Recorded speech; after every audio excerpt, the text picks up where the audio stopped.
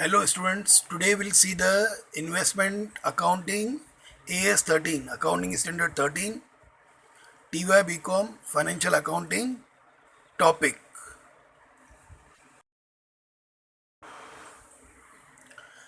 Applicability of AS 13. AS 13 deals with accounting for investment in the financial statement of enterprises and related disclosure requirement. Balance sheet में जो asset side current assets में current investment दिए रहते हैं, तो AS 13 उससे related है. This statement does not deal with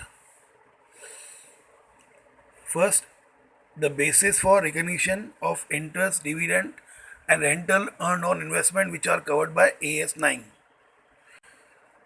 Second, operating or finance leases covered by AS 19. Third, investment of retirement benefits plan and life insurance enterprises covered by AS 15. Fourth, mutual funds and or the related asset management companies, banks and public. The fifth one is financial institutions formed under Central or State Government Act, also declared under the Companies Act 2013.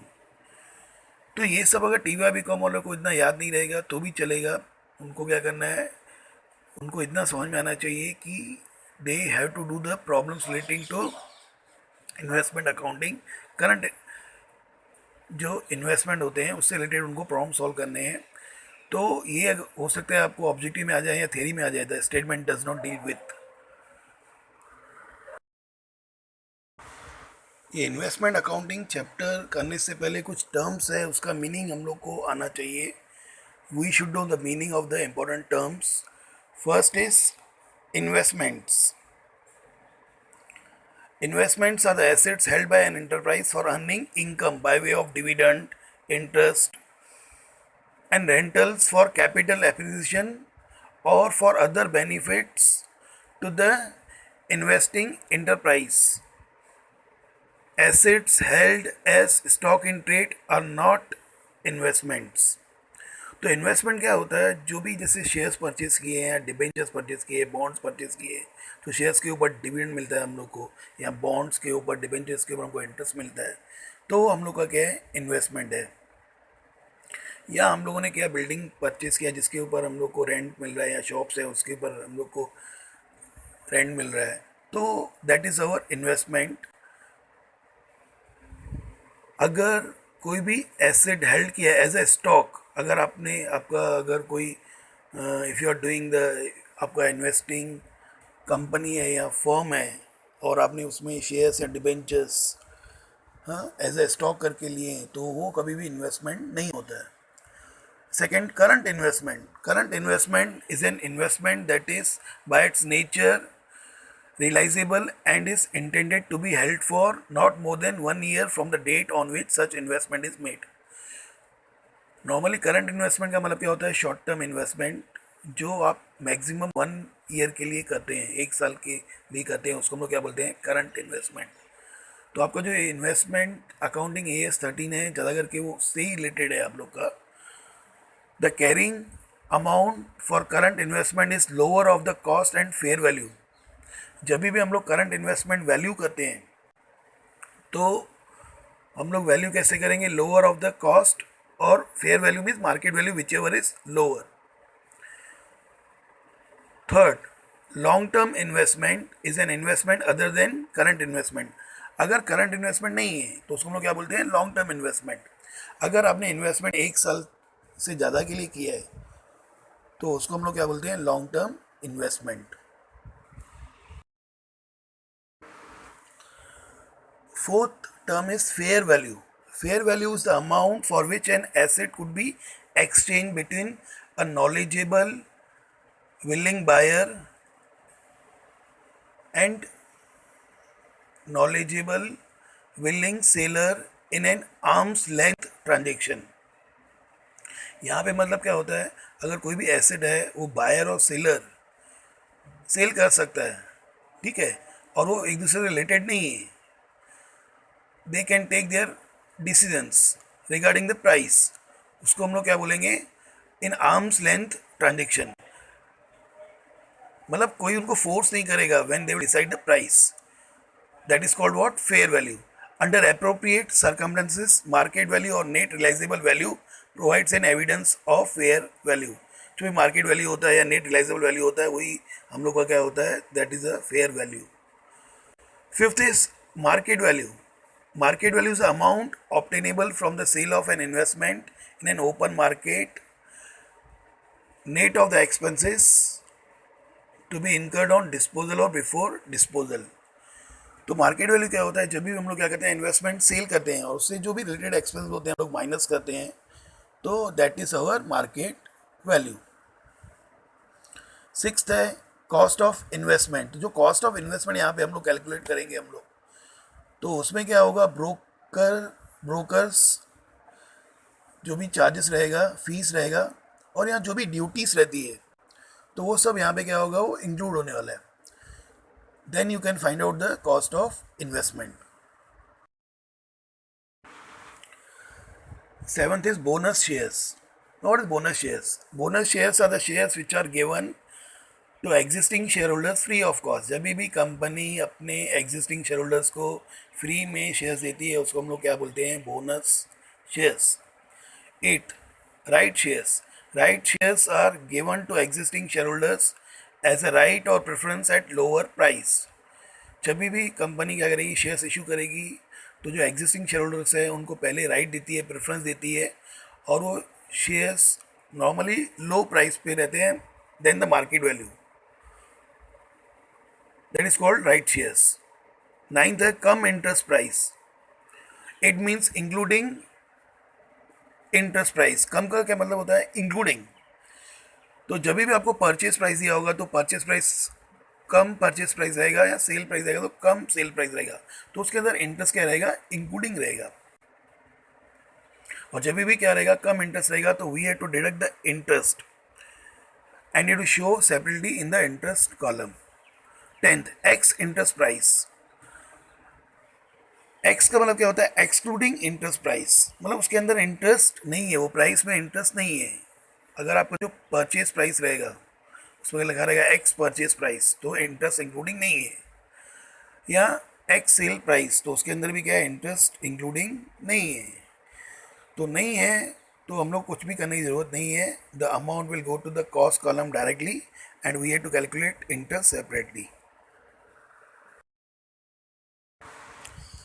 Investment account format. TY. BCom में investment accounting AS 13 में आप लोग को जो problems है वो investment account से related है। आप लोग को जर्नलिटीज नहीं आता है, आपको क्या आता है, इन्वेस्टमेंट अकाउंट बनाने के लिए आता है। तो उसका जो फॉर्मेट है यहाँ पे दिया है। और आप देखेंगे डेबिट साइड जो कॉलम्स हैं वो है date, particulars, journal folio number, face value, interest और डिविडेंड एंड कॉस्ट।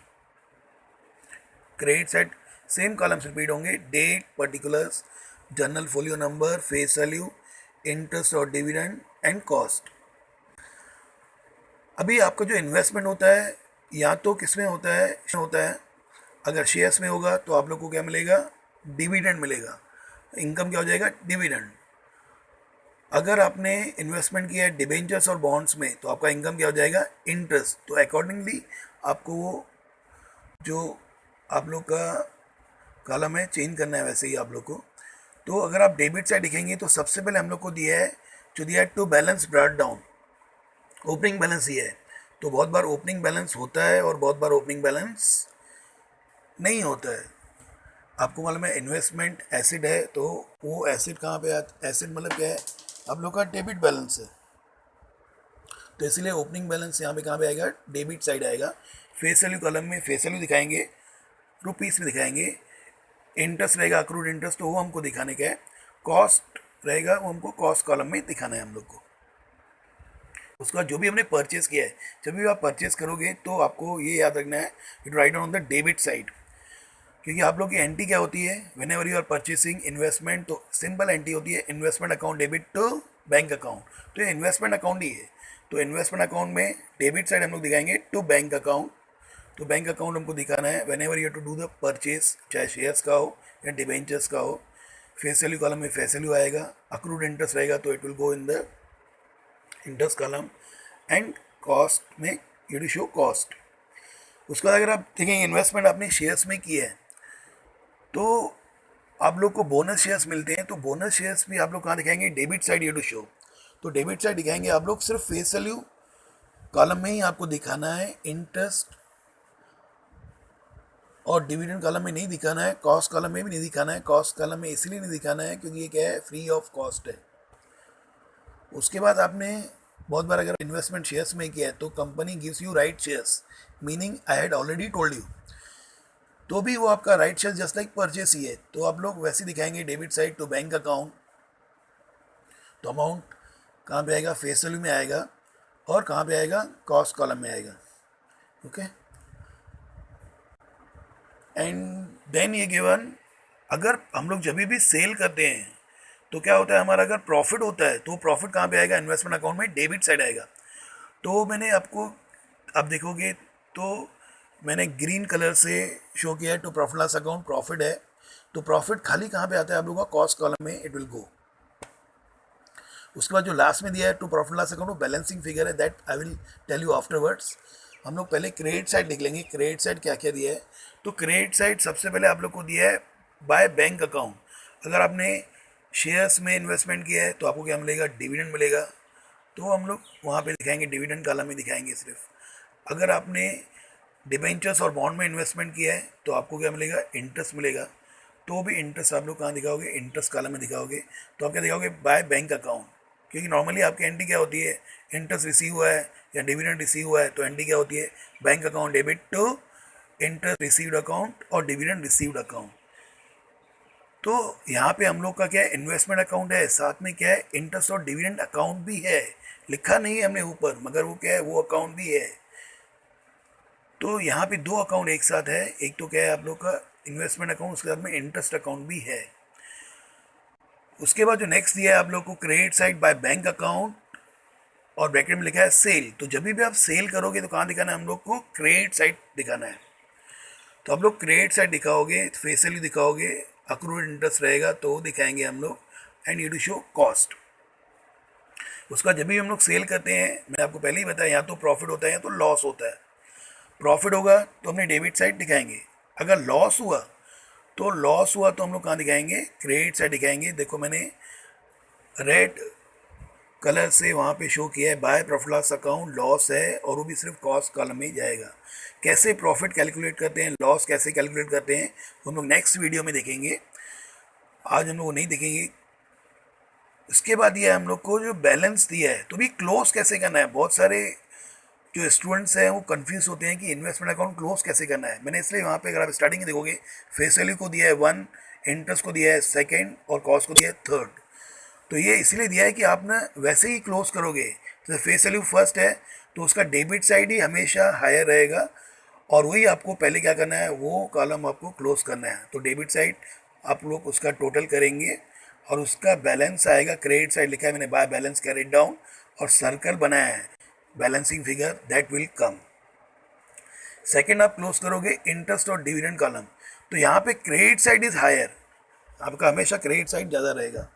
ओके, तो क्योंकि इनकम है तो इनकम कहाँ पे आता है, क्रेडिट साइड आता है। तो आप लोग को इंटरेस्ट एंड डिविडेंड है, उसका क्रेडिट साइड का टोटल करेंगे, और बैलेंस देखोगे, आ जाओ डेबिट साइड, तो मैंने वहाँ पे लिखा है to profit loss account balancing figure.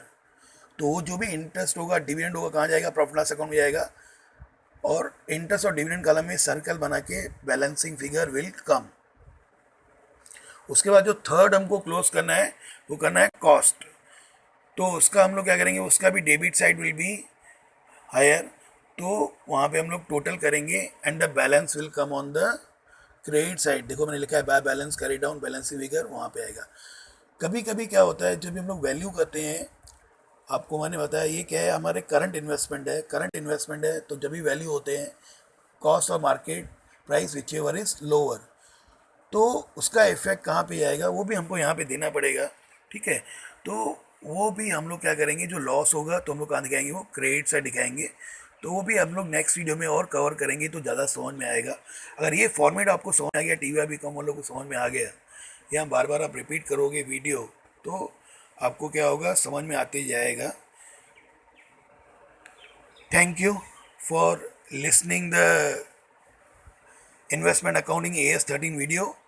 उससे रिलेटेड जो भी AS13 से रिलेटेड वीडियोस है, प्रॉब्लम्स है, वो मेरे नेक्स्ट वीडियोस में मैं कवर करने वाला हूँ।